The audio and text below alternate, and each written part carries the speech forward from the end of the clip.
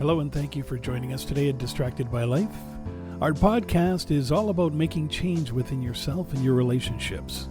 We share conversations, stories, and explore ideas coming from our lifelong journey of the high points and especially the low points where we learn to face our fears or cope with pain, loss, and failure. We do this in a discovery quest to establish patterns around our past and understanding whether we are tripping up from our past or being held hostage by it. We work on identifying ways to move forward, aligning our core values, and unlocking the keys to self-awareness, self-acceptance, self-compassion, and letting go of what is not serving you positively in life. A better you is always there, ready to explore in a new world. So let's begin. Lessons learned are experiences distilled from past activities that should be actively taken into account in future actions and behaviors. Okay, so that's the definition. Amal is with us today, ready to answer a few questions on lessons learned in her life, both professionally and personally. And she'll also be sharing her insights on defining your own value. Hi, Amal, and welcome.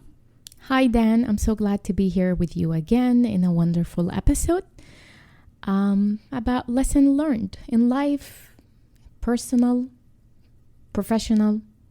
Okay, so basically everything I just said during the intro. Yes. That's awesome. Yes. Okay, so Amal, let me ask you something. What lessons have you learned so far in generally in life? Sure.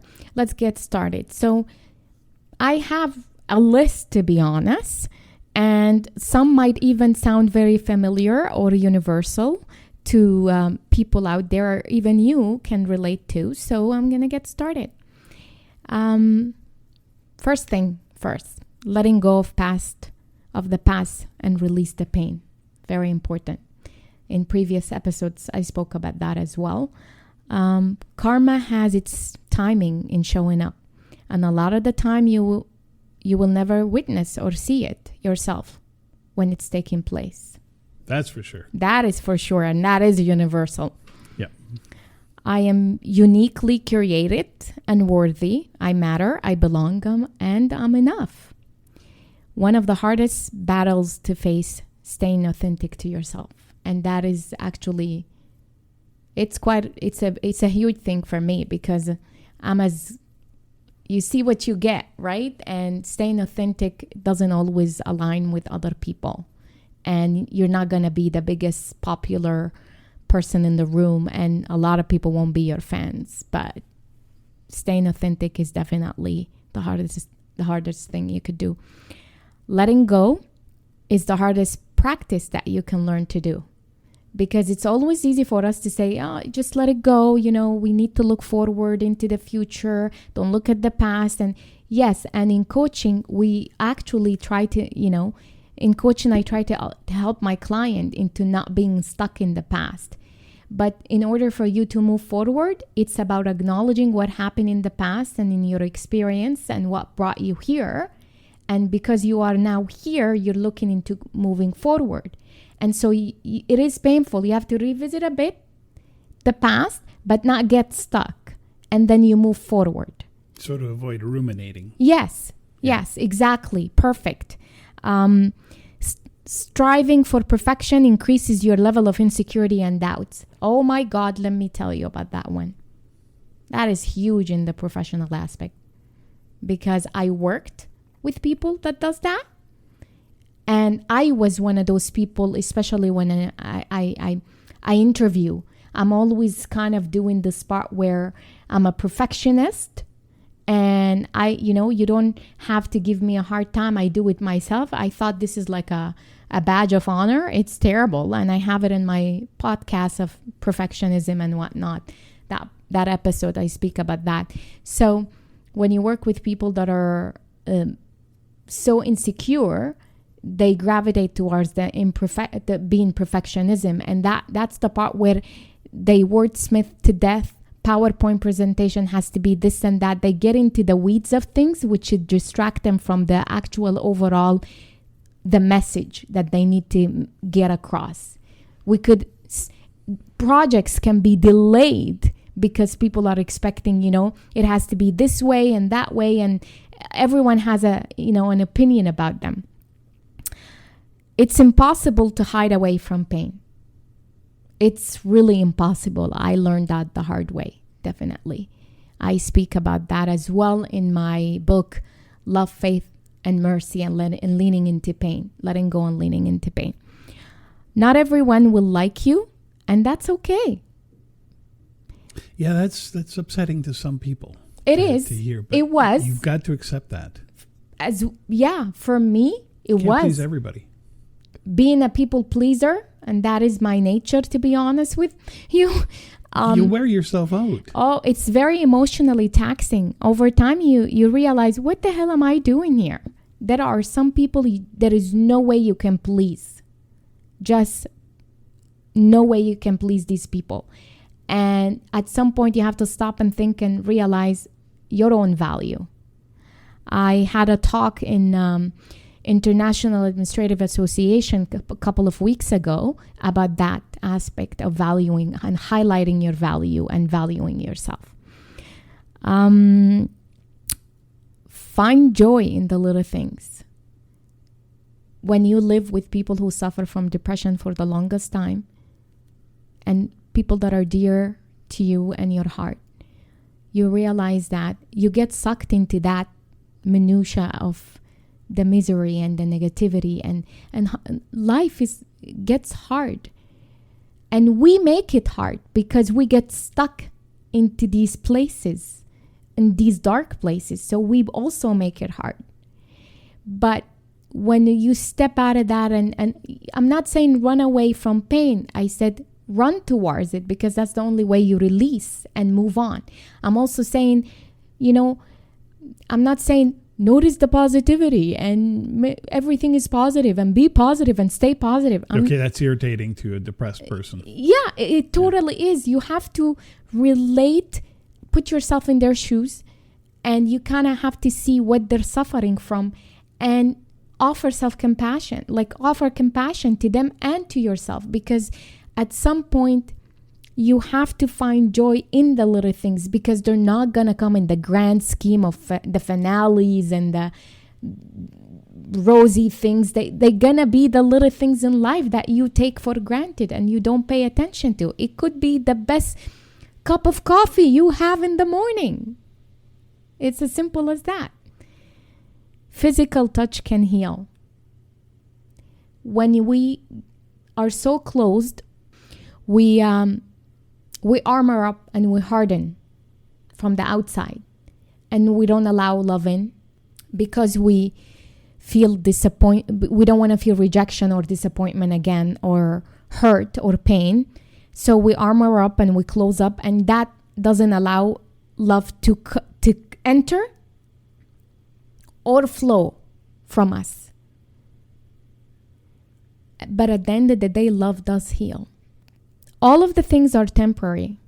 Sometimes we again, when it comes to negativity and people that are in that dark place, you think that things are just, life is a forever struggle and it's never gonna end, and that's the way, that is your life, and you signed up, or that's the brush you paint to yourself, to your limiting beliefs and behavior and the pattern, and you fall into it over and over. But at the end of the day, to be really honest, everything is temporary. Nothing lasts forever. Pain doesn't last forever. It doesn't.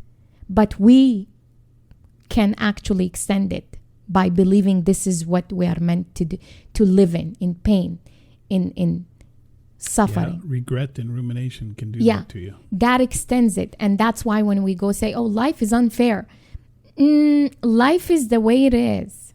It's unfair to us that we continue to live in that space.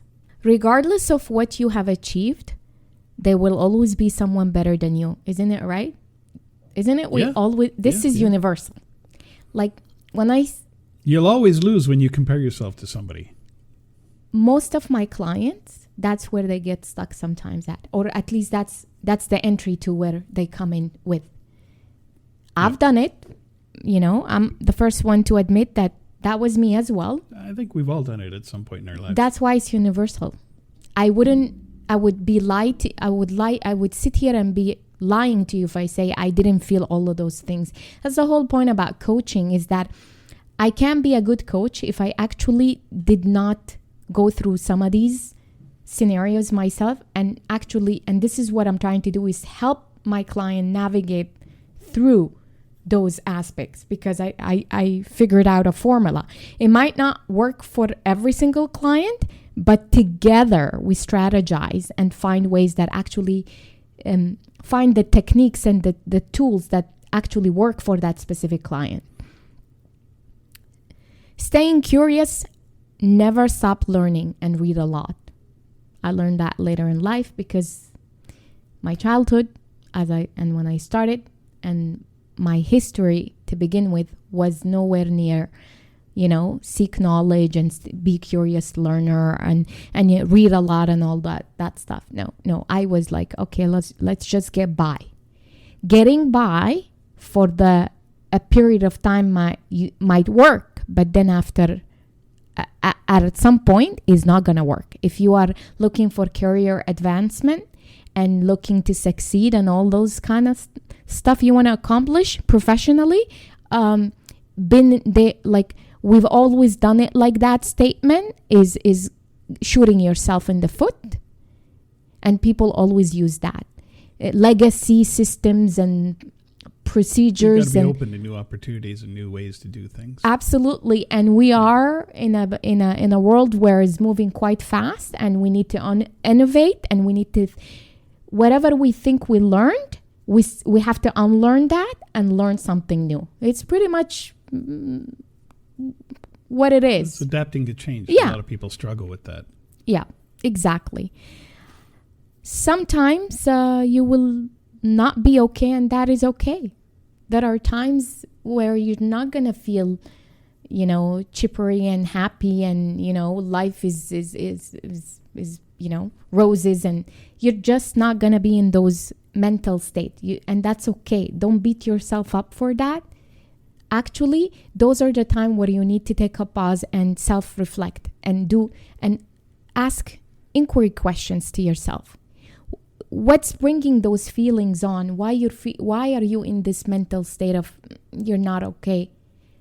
It is okay not to be okay, but you also need to get into the root of why you feel that way. It could be your gut, your intuition. Something is nagging, something is coming. It's trying to tell you something. It's exploring that feeling, not running away from it. Nurture, heal. Like nature does heal, because they, for me, the background I grew up in, it's like, sandstorms and deserts and things like that. So nature hasn't been my forte all along. And then coming to Canada, living here and finding all these beautiful green and trees. And even when I lived in Virginia, the scenic routes and all the gorgeous trees and everything, being open to nature does heal you. It feeds your soul. It actually gives you that sense of solitude and stillness. And another thing is the best place to practice meditation and mindfulness, which I do a lot. That's true. I do a lot of walking and meditation and do my mindful practice walking. And it's so beautiful. It just tames and calms your heart. Challenge my fears and push out of my comfort zone. That was huge learning for me in the last 3 years, because sometimes you let fear just overcome you and hijack you, and it does box you and limit you, and you stay within the parameters you built for yourself because it's the safety net. And then when you do that, you really can open yourself to anything big. And when I say big, it's not something like, oh my God, massively huge. It's just stepping one step at a time. Okay, an example. I have a fear of driving large cars like SUVs. I can vouch for that. Right? Yeah. And so when we was time to change to a new car from this small, tiny Toyota that I love so much, Toyota Corolla, because I was able to navigate and manage it, and I didn't felt overpowered by it. That was a big car to you back then. It was, but, I progressed. And then you said, with the snow, we can't do this. Like, we really have to have the SUV, right? It's safer for us to drive for when I have my son in the car and everything else, right? I was adamant, no, it's not happening because I can't do this. I can't drive big cars. It's probably simple for other people, but it was a big thing for me that I had to overcome. It's a completely irrational fear, but eventually it took me time, but I did overcome it. I drive the car now, and it's, Well, I know your awesome husband had a lot of faith in you. Yeah, and there is still one fear remain, and I'm still working on it. Is driving on the highway, right? I've done that when we lived in Virginia, the Beltway, but somehow here in Toronto, if you can do on the Beltway, you can do anywhere. I know. I just can't I'm trying to make the transition into doing the 401 in Toronto, which is not my favorite thing. So basically you're saying, be comfortable with discomfort. Yes. Okay. And just challenge your fears. I mean, 1% each day. And that's what I do each day, even though I know this is going to cause me like I'm uncomfortable doing it. I do go ahead and do it. Mind you, don't expect perfection, right? But give yourself credit for actually trying that one thing that's something that you didn't think you would do. Yep. Believe in my capabilities. That is very simple, right?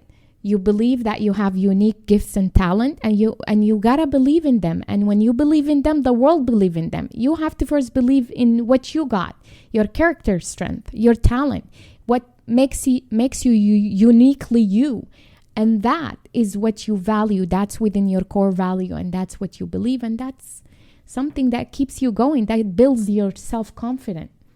You can't expect people to believe in you if you can't believe in first knowing what's your strength and kind of understanding your weaknesses. And when I say your weaknesses, those are good, because those are the things that keeps you human. Those are the things that you try to improve on 1% each day in your life. That's what matters. Weaknesses are not the end of all things, and is not a negative thing. Practice kindness and compassion to myself, because over time, the inner critic, the perfectionism, those are, and the doubts, lack of confidence, those are all sabotaging patterns. Self-sabotaging. Yes. Yeah, we're usually hardest on ourselves. Absolutely. So you need to give a path to yourself to practice that kindness and self-compassion, because again, that's what makes you human. You want to be human. You want to be vulnerable. You gotta empathize with yourself so you can extend that empathy to others as well. So if you always judging yourself so harshly, there is no way you wouldn't be judging other people in the same manner. Yeah. Friends will come and go for each season. The good ones will stay, and those who are meant to teach you something will do so and move on. So don't dwell on losing some friendships along the way. They're there to teach you something, to discover something about yourself, and move on. I know that in the past, it felt difficult to lose friendship along the way, but I realized God put them in my life for a reason and for a season. They are there to do a job. They are meant to be there to do something for you, to serve you in a purpose, in a way, and they will exit. And I should not dwell on that. I should be grateful. I should show gratitude and move on. You get what you give. That's pretty much it. So, okay, that aside, but what about yourself, though? What have you learned about yourself? And highlighting my own value. Yeah. What I learned about myself in knowing my own value is that I'm a very nurturing person, very nurturing, kind-hearted, strong, brave, and resilient person. I did not think I am those things. I really didn't. Giving people chances and is also something that I didn't think I am. So noticing everything in life about myself and the value is that I am a kind-hearted person. I am brave. I am strong. I am actually quite resilient, and I do give people chances. And here's one thing that I don't understand, but it's over and over. I'm an introvert, and I am ridiculously humble. I can't give credit to myself for things.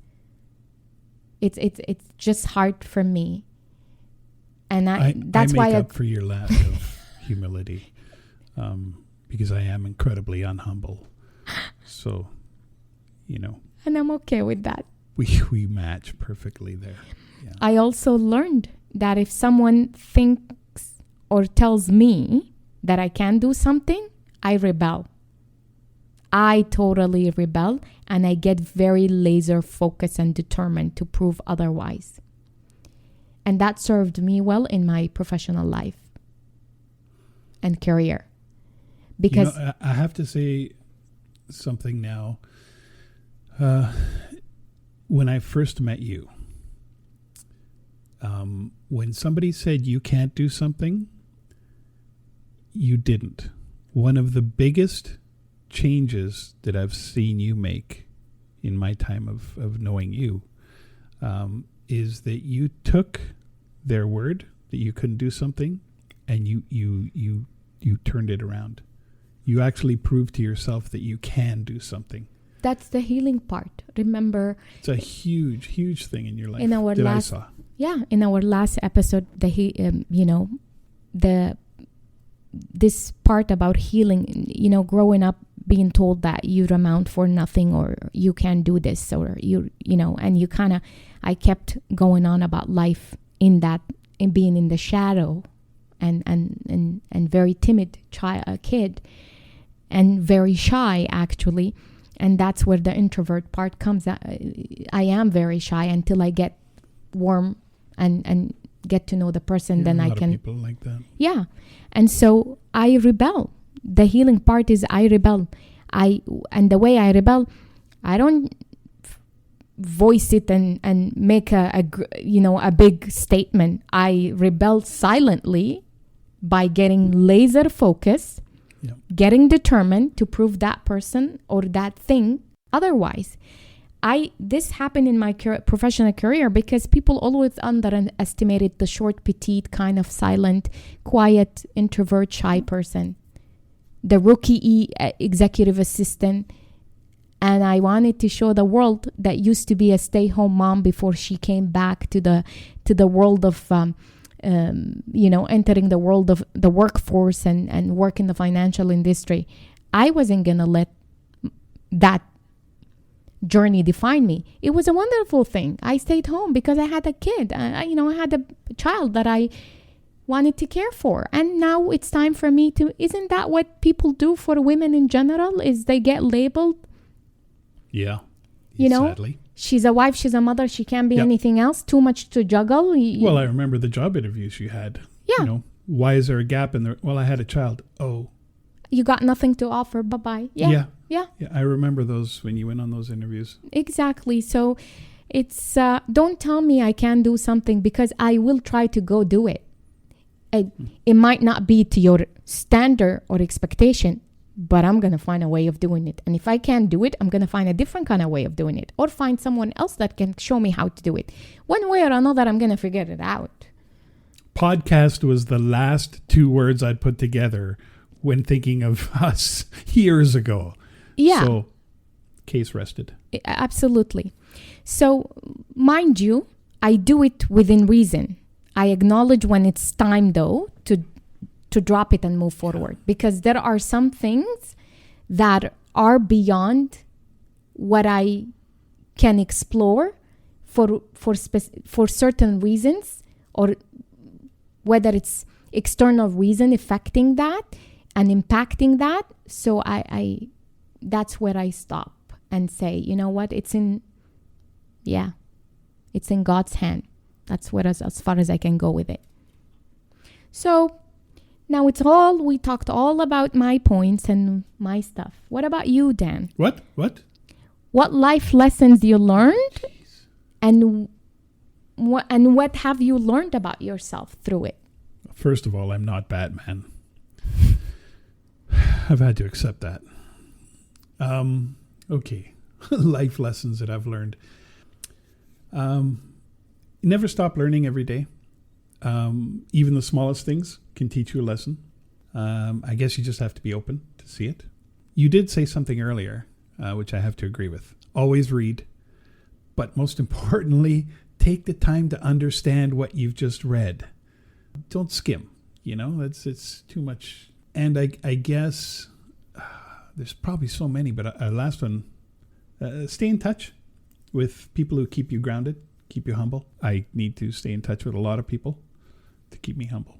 That's all I can think of, really. So what have you learned about yourself in this whole process, up to this point anyway? Well, volunteering to do podcasts to put me on the spot is, it's always a challenge. Okay, what have I learned? You know what? I'm not perfect. I was really, really hard on myself, but I accept that I'm not perfect. I think that's a biggie. And to stick to your convictions, and to keep trying. That's lovely. Getting back to you again, let's talk about the professional front.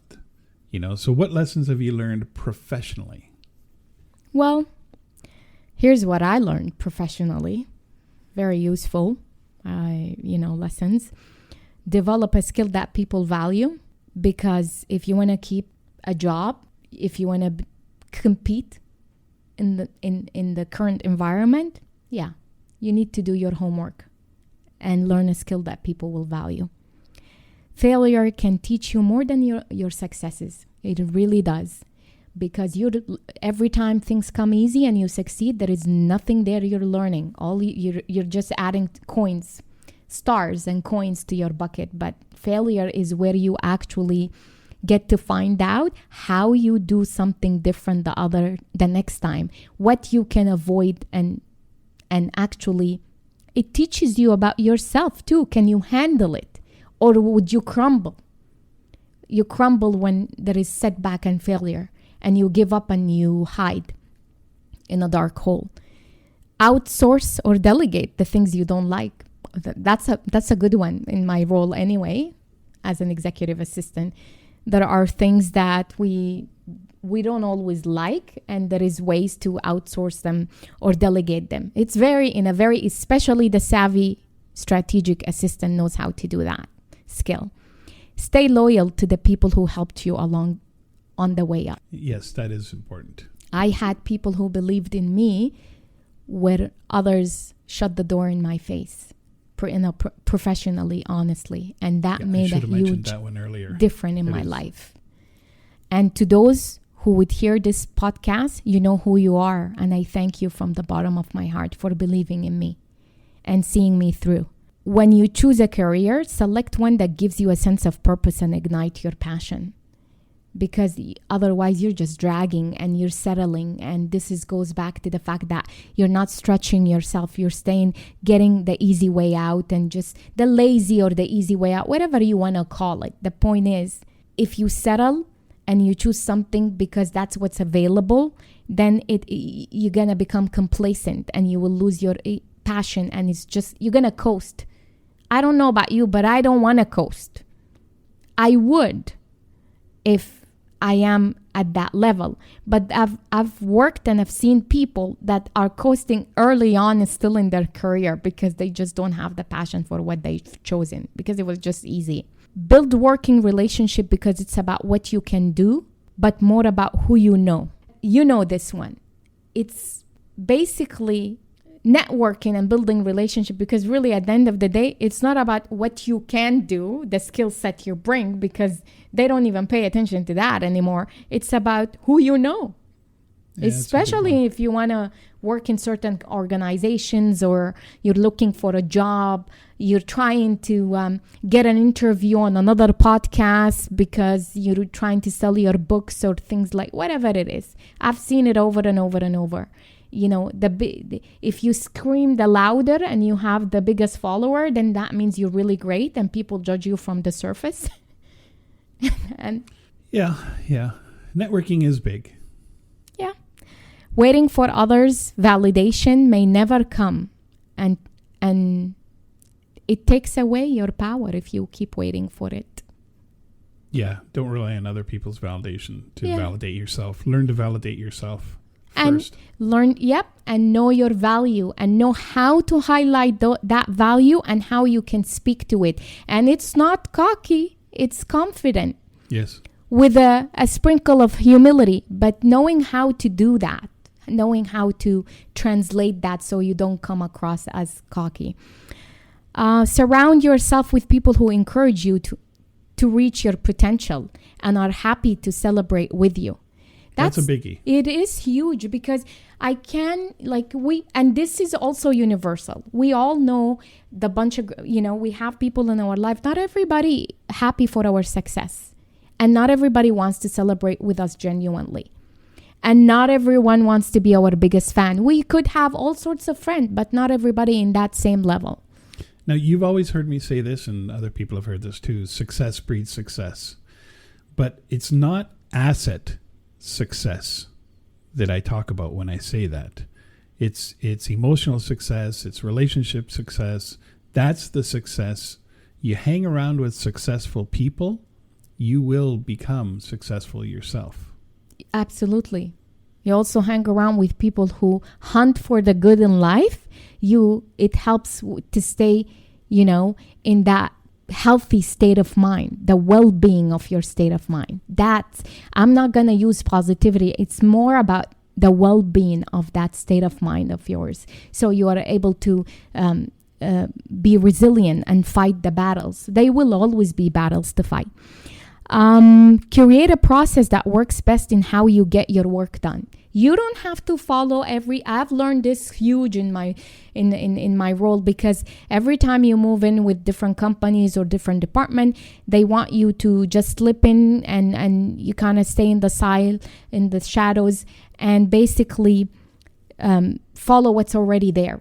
No, if you can do the job and results will be the same, but the way completing a task or finishing a project, there is not one way. There is so many different ways of doing something. It doesn't have to be my way or your way, but really it's what works best for you to be able to get the job done.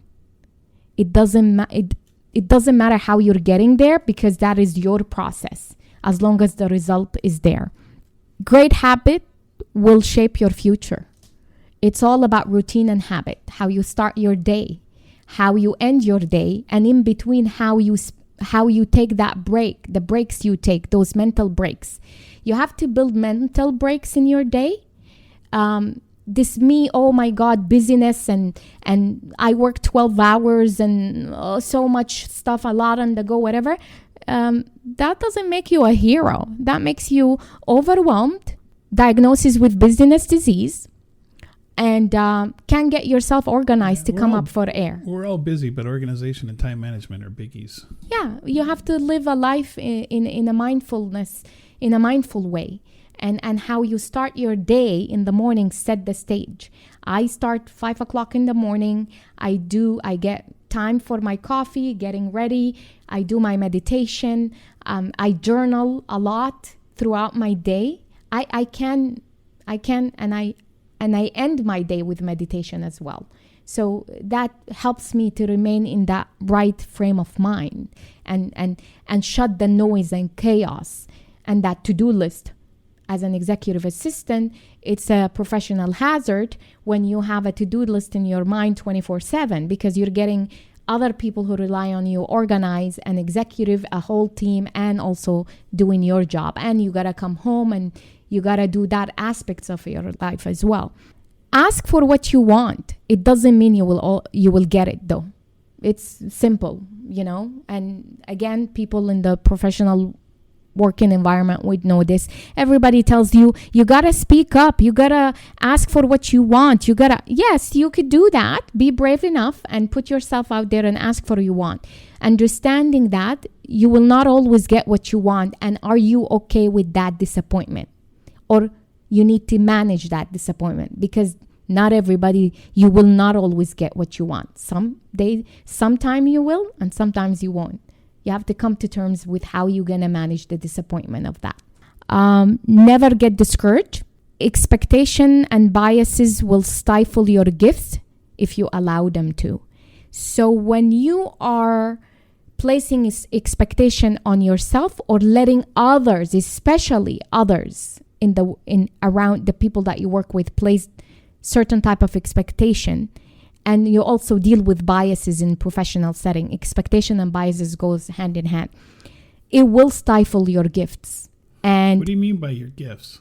The gifts you have, the talent, what you can do, because now you're trying to achieve those expectations, and you see the biases, and you're trying to stay in the sidelines because there is biases. You're aware of them. You're gonna stifle your gifts, what you're capable, your potential. You won't reach your full potential when you let expectation and biases hold you back. Don't accept mediocrity. If an environment is not the right place for you, then you have to come to terms with that and find what really works for you. It's a two-way street. It can't be always about them, the organization, the people, the managers, the bosses. It's always take. There's got to be a little bit of give here and there. Yeah, otherwise you're going to be one heck of a miserable employee, and you will coast, you will lose your purpose and your passion. And then you get into apathy, which is a whole different story. Yes, absolutely. Apathy is a real ugly thing. Again, when I said about mediocrity, most of the world is mediocre. Experiences, product, work ethics are mediocre because most people play into this norm. We always want to, we see someone else's success, someone else's work ethic, so-and-so does this and that. And we admire all these outside external things that we see. We don't see the struggle behind those. So what happened is, don't allow yourself to be sucked into this type of mediocre thinking. Rise above it. You don't have to do or paint your path because someone else's have this or that, or just stay focused. Focus on what your abilities, what your potential is, what you can do, and keep on doing. Keep on doing and master your craft.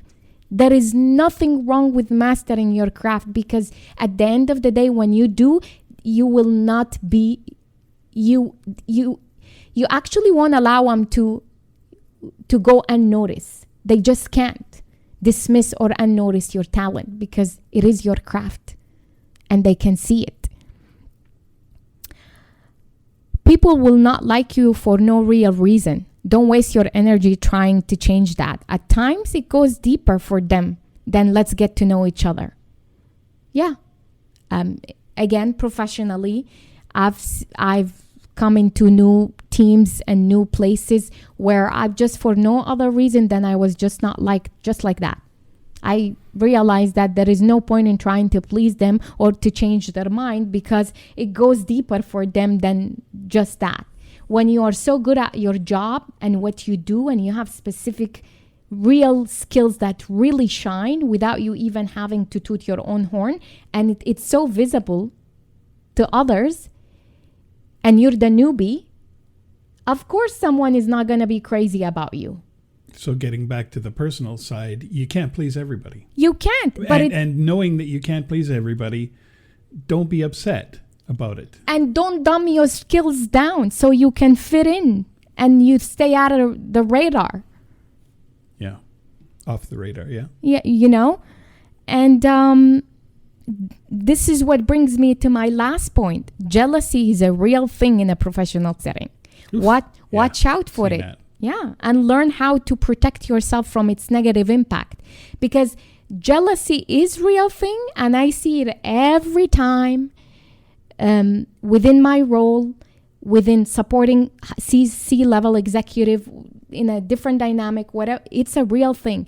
You have to watch out for it, and you have to manage that negative impact, because it will have a negative impact, whether on you, your state of mind, or how that would affect you, the work you do and how you work with others.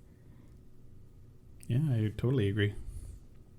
So with that said, I would love to hear your part, Dan, on what you've learned on what professionally, honestly. What I learned professionally. You know what? Okay, I'll be short. Lead with empathy. Always lead with empathy.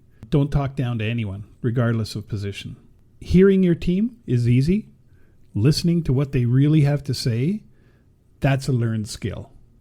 Work on that one. So deep, active listening. Yeah. And whatever you do in life, no matter what job you're in or whatever you are stuck in, do it 100% and be proud of it no matter what it is, because it will build your own confidence and pride. Whatever you do it 100%. You'll know when it's time to move on. You'll know whether you need to be there or not. That's a good point. There is one point that I know that was big, is that you reinventing yourself, and you did that. Oh, yes. That's right. Completely switched careers. Yeah, shifted it. That's because it was time. Glad I did. I'm proud of you, because someone else would have said, at this stage in my life, right? They wouldn't bother. It's scary. I am very proud of you, because you totally shifted. Huge. Well, thank you for sharing that with us. I appreciate it. And I'm going to conclude this discussion with a quick kind of a last summary, that life is a continuous learning experience. Throughout our lives, we keep rising and falling, picking up essential lessons along the way. Some of these lessons come from our own experience, yet there are others that we learn by watching or even reading in a book. No matter how much we learn from the books, there is a significant difference between practical and theoretical experience. Many other life lessons that we cannot learn until we face certain situations in our lives. Most people would say that some lessons come too late. I disagree, because they say that it comes too late and catching off guard and unprepared. I challenge that thought, because I honestly believe challenges or situations arise when it's time for them. However, it's up to us to recognize what mental state or hindrance in life we are facing to have the clarity required to move forward or make a decision. Thank you so much for tuning in into this episode. I hope you enjoyed it. Until next time, I wish you well. Back to you, Dan. Thanks, Amal, and thank you very much for joining us here at Distracted by Life episode today. It was actually quite interesting. If you are interested to learn more, check out Amal's website at amalcandido.com, where she talks about her coaching world with links to other podcasts and her books as well. With that said, stay tuned for our next episode, and from Amal and myself, thanks again, and talk to you soon.